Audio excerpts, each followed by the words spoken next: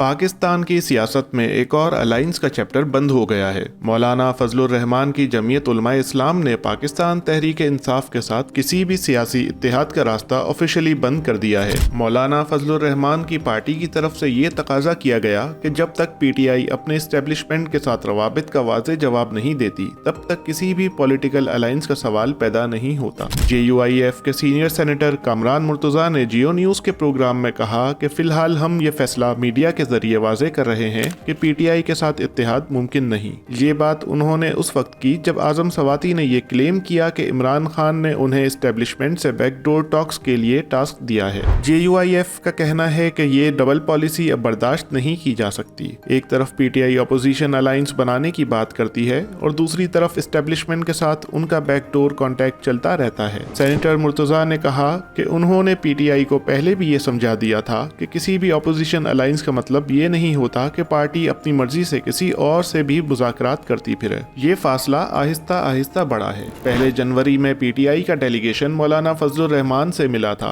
जहां grand opposition alliance का idea सामने रखा गया। मौलाना फजलुर रहमान ने उस वक्त कहा था कि फैसला ईद के बाद होगा, लेकिन ईद के बाद भी कोई वाज़ेह जवाब नहीं मिला।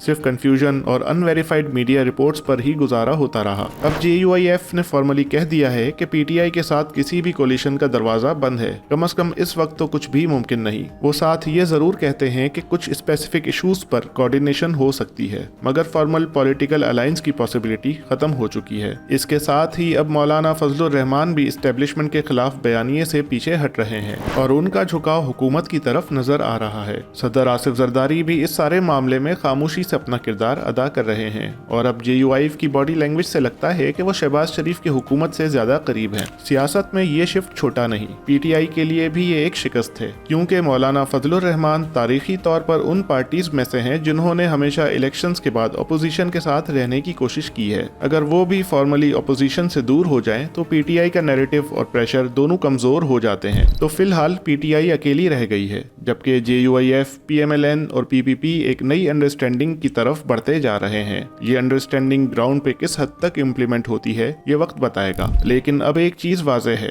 कि मौलाना फजलुर रहमान ने पीटीआई से दूरी और हुकूमत से कुर्बत का सिग्नल मीडिया के जरिए दे दिया है।